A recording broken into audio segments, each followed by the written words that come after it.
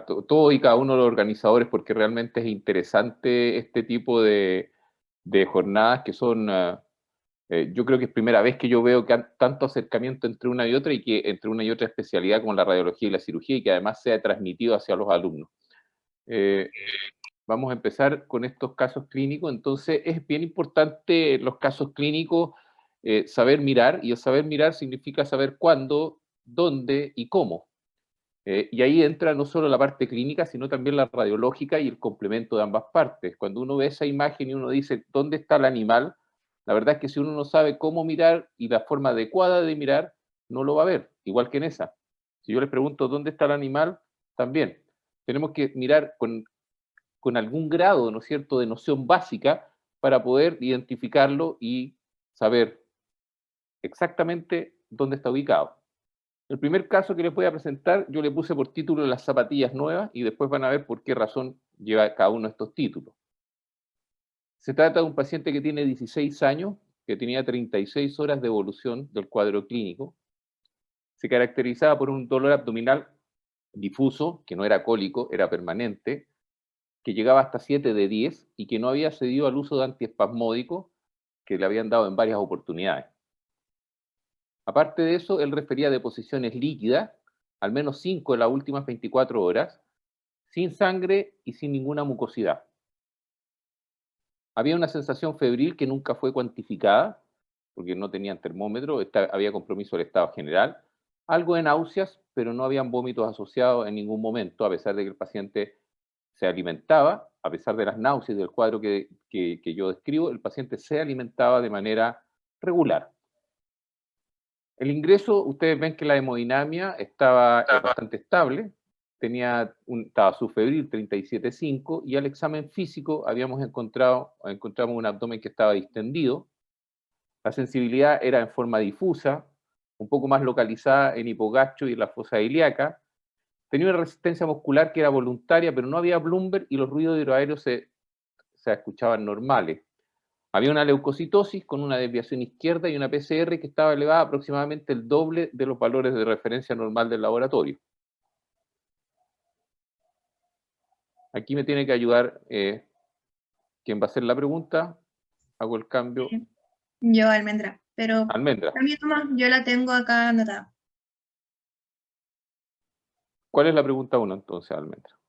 Pregunta 1. ¿Qué faltó en este examen físico de la región abdominal?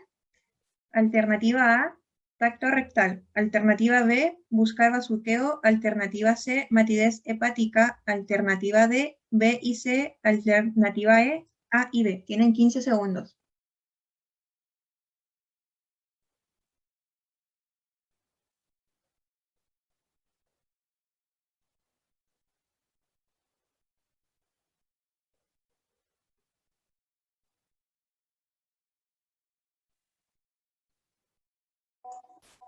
Doctor, el 42% de la audiencia contestó alternativa E, A y B. Ok. Vamos a seguir entonces. Bueno, ahí están las preguntas que ustedes ya la respondieron. Sí, efectivamente la mayoría dio la respuesta del tacto rectal y bazuqueo. Y un porcentaje más o menos parecido es bazuqueo y matidez hepática. La respuesta correcta es tacto rectal y matidez hepática. Ahora, ¿por qué? Porque se trata claramente, estamos ante un abdomen agudo que va a ser de resolución quirúrgica. Hay tránsito intestinal, el paciente dice claramente, digamos, que tuvo tránsito intestinal, y por lo tanto eso descarta que hubiese un cuadro obstructivo, y hace, entre comillas, innecesario buscar bazuqueo, que es un signo clínico de un cuadro obstructivo, y el paciente no lo tiene. El tacto rectal debe formar parte siempre de un examen físico, independiente de cuál sea el cuadro clínico que uno está enfrentando, por lo tanto fue una cosa que no se hizo. Y la búsqueda dirigida de matidez hepática en un cuadro abdominal agudo, que muy probablemente va a ser quirúrgico, es fundamental, porque nos va a orientar si hay o no perforación de víscera hueca, lo que hace, ¿no es cierto?, que la necesidad de la cirugía sea un poco más apresurada que en caso de que no la hubiese. Almendra. Pregunta número 2. El tacto rectal no se realizó. Había pérdida de matidez hepática. ¿Cuál sería su diagnóstico? Alternativa A, divertículo Meckel complicado. Alternativa B, apendicitis aguda perforada. Alternativa C, diverticulitis complicada. Alternativa D, úlcera péptica perforada. Tienen 15 segundos.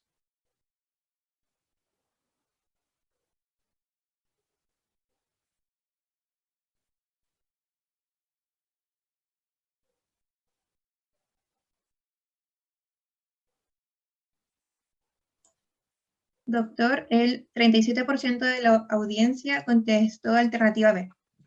Ya. O sea, apendicitis aguda. Perfecto. Considerando, ¿no es cierto?, la historia del paciente, que no es una historia clásica, pero sí es una historia de un abdomen agudo, y complementado con el examen físico en laboratorio, la frecuencia de los cuadros abdominales agudos que llegan a un servicio de urgencia y la edad del paciente, la probabilidad diagnóstica más alta en este caso era que el paciente tuviera una apendicitis aguda perforada. Eso hubiese sido el diagnóstico planteado por lo que yo dije anteriormente, la historia, el examen físico, el laboratorio, la frecuencia, etc. Pregunta 3, Almendra. ¿Qué examen de imágenes solicitaría? Alternativa A, radiografía de abdomen de pie. Alternativa B, radiografía de tórax de pie. Alternativa C, radiografía de abdomen en decúbito. Alternativa D, otro. Tienen 15 segundos.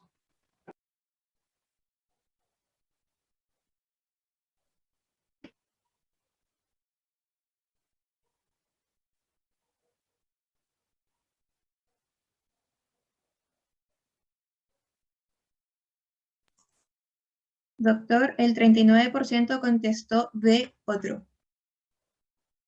Ya. Aquí me imagino que cuando consideran la alternativa de otro, están considerando eventualmente, mentalmente, un TC de abdomen y pelvis, probablemente. Y si ustedes consideran que tenemos un cuadro clínico con perforación de víscera hueca porque se perdió la matidez hepática y ustedes quieren certificar efectivamente que se encuentran con la presencia de aire en el peritoneo, o sea, con un neumoperitoneo, el examen más simple, más sencillo, es la radiografía de tórax de pie, que nos va a certificar que hay un neumoperitoneo. Yo creo que es uno de los exámenes que en este caso tendría que pedir como prioridad. Técnicamente es muy rápido, es fácil, es muy rápido de hacer, el diagnóstico lo puede hacer incluso un cirujano, sin la presencia de un experto en imágenes, como de un radiólogo, y es barato, muy barato. Entonces, aquí un poco el resumen, un abdomen agudo quirúrgico, perforación de víscera hueca, el único examen que se justifica de manera inicial es la radiografía de tórax de pie para certificar la presencia de neumoperitoneo. Y esa fue la radiografía de tórax. Ustedes se fijan, ¿no es cierto?, que hay aire en la región suprahepática entre el diafragma y el hígado, y esa media luna característica. Entonces ya sabemos que el paciente está perforado. Si uno se pregunta, en este paciente en el cual uno sospecha que pudiese tener una apendicitis aguda, que está perforado, ¿se justifica hacer un examen radiológico más complejo como es un TC de abdomen y pelvis? Desde mi punto de vista creo que no es necesario. Creo que este paciente puede ir inmediatamente a cirugía. Almendra. Pregunta número 4. ¿Qué hace a continuación? Alternativa A, tomografía computada de abdomen y pelvis. Alternativa B, cirugía. Alternativa C, ecografía abdominal. Alternativa D, resonancia de abdomen. Tienen 15 segundos.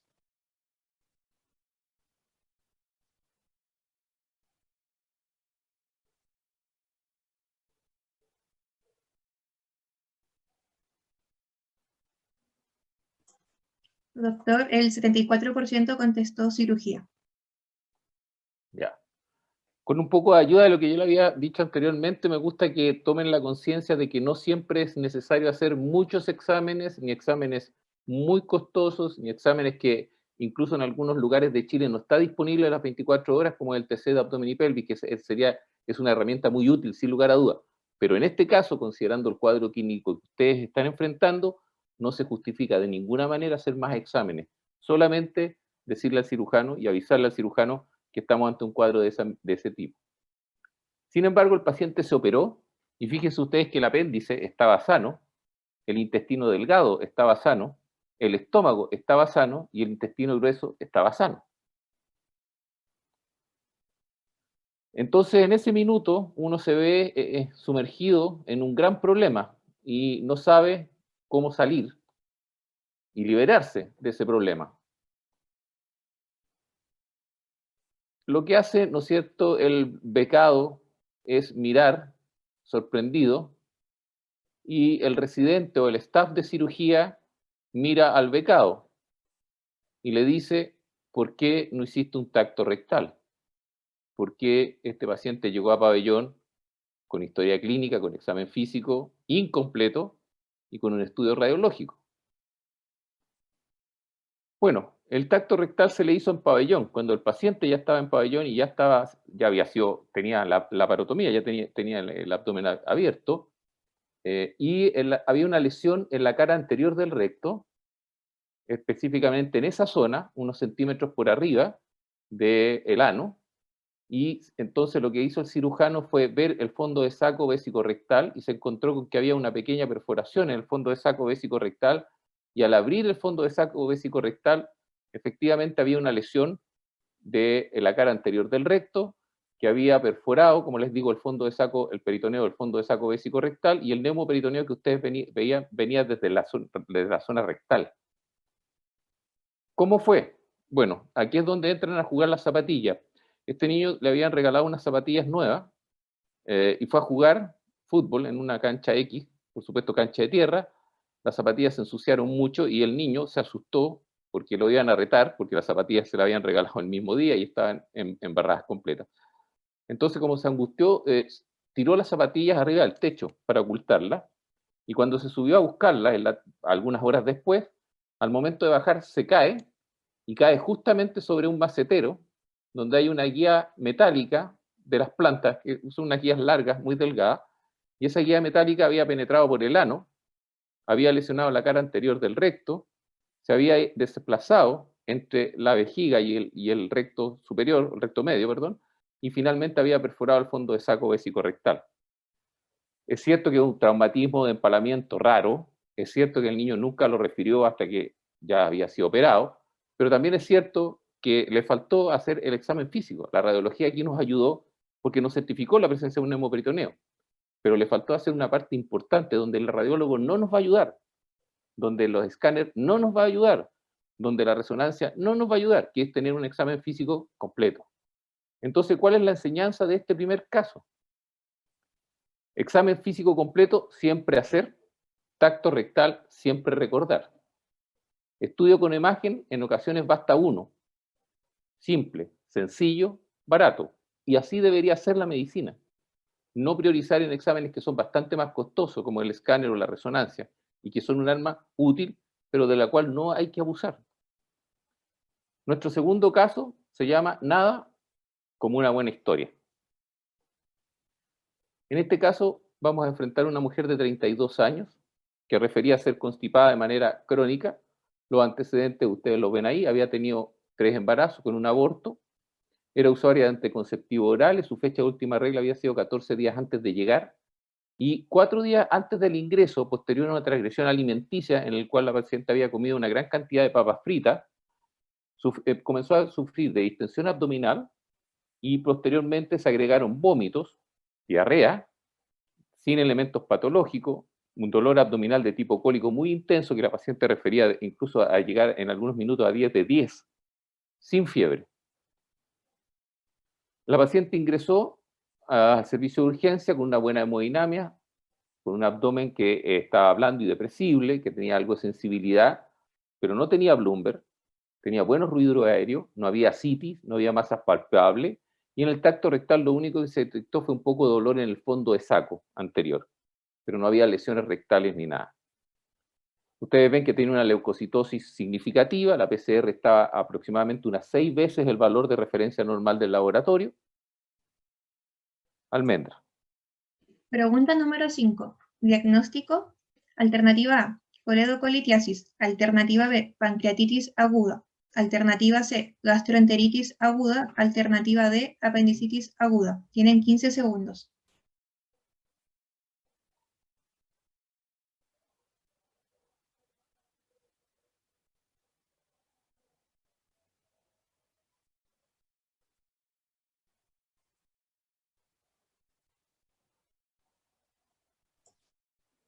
Doctor, el 47% contestó alternativa B, pancreatitis aguda. Ok. Efectivamente, el diagnóstico de ingreso fue pancreatitis aguda, almendra. Pregunta número 6. ¿Cuál pediría primero? Alternativa A, radiografía de abdomen simple. Alternativa B, ecografía abdominal. Alternativa C, tomografía computada de abdomen y pelvis. Alternativa D, radiografía de tórax de pie. Tienen 15 segundos.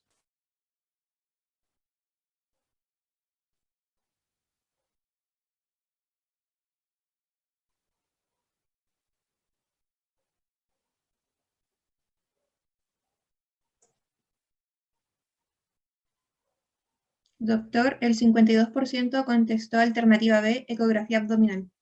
Pero aquí la ecografía y el abdominal y el TC fueron los que más pelearon, ¿no es cierto?, ganando la ecografía. Se pidió la ecografía estaba normal, y se pidió como segunda alternativa el TC de abdomen y pelvis, tal cual como ustedes respondieron, que fue la segunda mayoría. En el TC de abdomen y pelvis lo que se demostró que había una trombosis en el tronco celíaco, que ustedes la ven ahí marcada, pero que no era obstructiva completamente, sino que permitía el paso de flujo sanguíneo hacia distal.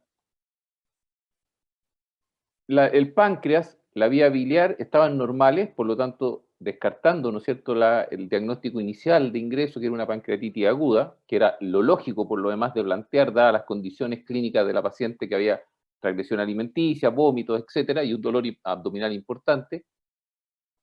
Y lo otro que marcó el escáner fue asas distendidas, con algunos niveles hidroaéreos muy escasos, como ustedes ven ahí en la imagen, y un colon ascendente que se veía patológicamente distendido, como se ve también ahí marcado. Almendra. No, perdón, no es pregunta.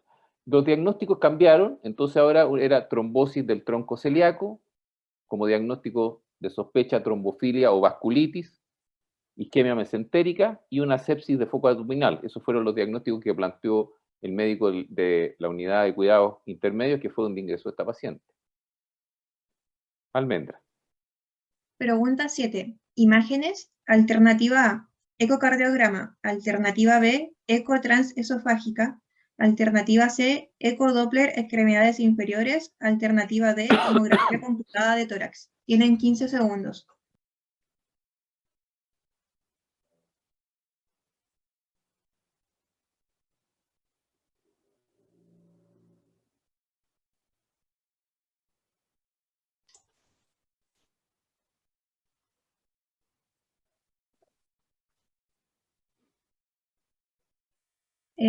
Doctor, empató la alternativa B, dice. Claro, empató la eco transesofágica y el eco Doppler de extremidades inferiores. Evidentemente, todos los exámenes que uno busca o que a la orientación que uno tiene que darle aquí es buscar cuál es el foco embolígeno, porque es una enferma que está sufriendo un fenómeno obstructivo vascular, arterial, y hay que buscar un foco embolígeno. Lo que se hizo fue un ecocardiograma en que no había imágenes patológicas y no se encontraron fuentes embolígenas. La paciente se operó y se encontró esto: una necrosis isquémica que afectaba el ilion distal, el colon ascendente y parte del colon transverso, una peritonitis purulenta, se realizó un aseo, una hemicolectomía derecha, una iliostomía y una fístula mucosa, o sea, la paciente fue resecada, pero no fue anastomosada. Había una obstrucción de la arteria distal de la mesentérica superior, que era lo que produjo este foco de necrosis en ese segmento. Almendra. Pregunta número 8. Imágenes. Alternativa A, tomografía computada de abdomen y pelvis. Alternativa B, angio-TC. Alternativa C, angioresonancia. Alternativa D, ecodoppler intestinal. Tienen 15 segundos.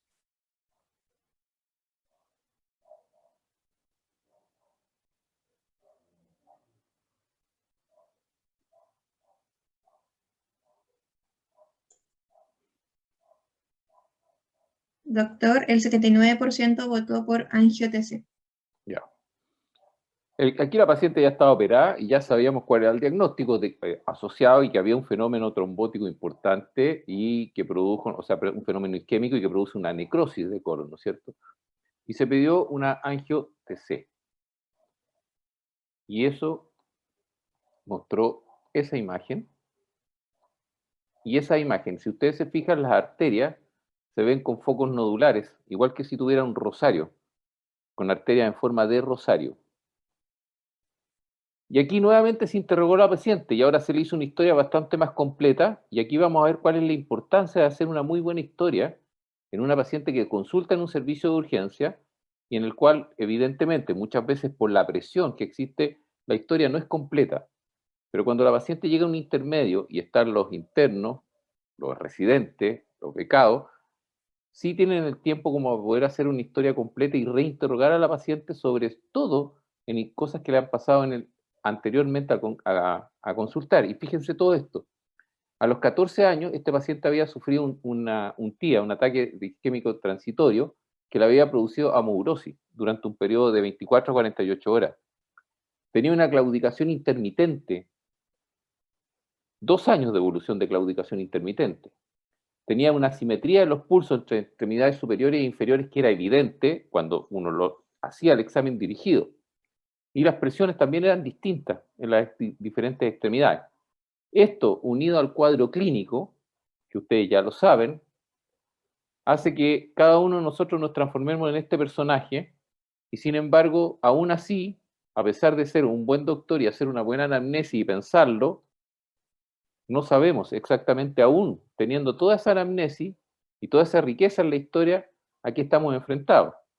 Se trata de una mujer con una historia vascular de larga data, con fenómenos isquémicos transitorios, con traducción clínica, que en este caso fue una amaurosis, claudicación intermitente, un isquemia intestinal grave y imágenes de rosario arterial.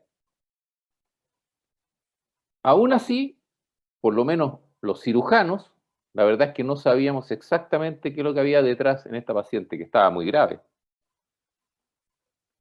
¿Cuál es la enseñanza de este segundo caso? Una historia buena, siempre hacer. Más que 1000 imágenes, a veces la historia puede valer más, mucho más. Y el diagnóstico va a ser completo cuando ustedes tengan todo esto, historia, examen físico, laboratorios e imágenes. Y en ese minuto recién vamos a tener el diagnóstico. Muchas veces uno tiende a hacer una historia y un examen físico no muy profundo y inmediatamente pasa a imágenes muy complejas para poder tener el diagnóstico. Y eso no siempre es útil. En esta paciente no hubiese sido útil para nada. Sabíamos que íbamos a tener que operarla, sabíamos cuál era el diagnóstico, pero no sabíamos cuál era el caso, o sea, cuál era la etiología final de esta enfermedad. ¿Cuál era la enfermedad que tenía esta enferma? Solo se logró precisar por la historia, por una historia de buena calidad. No voy a andar mucho, pero lo que esta paciente tenía era eso, un Takayasu, una enfermedad de Takayasu. Lo pueden ustedes consultar y buscar, y respecto a eso no voy a hablar mucho más. Entonces ahora, si yo les pregunto, ¿dónde están los animales? Con toda la información que ya tenemos, con las imágenes que ya tenemos, probablemente ya puedan ver al leopardo y puedan ver además al leopardo de las nieves, que está mirando la cámara con gran precisión, porque ahora ya sabemos cuáles son las herramientas que nos van a ayudar y ahora ya sabemos cómo mirar, cuándo, dónde. Con eso les voy a dar las gracias por la invitación, ojalá les haya servido.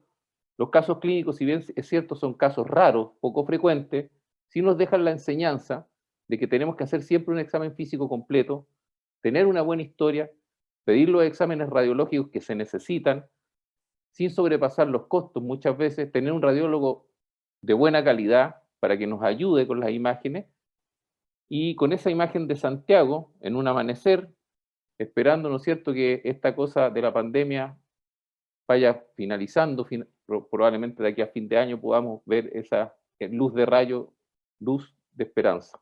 Muchas gracias por la invitación.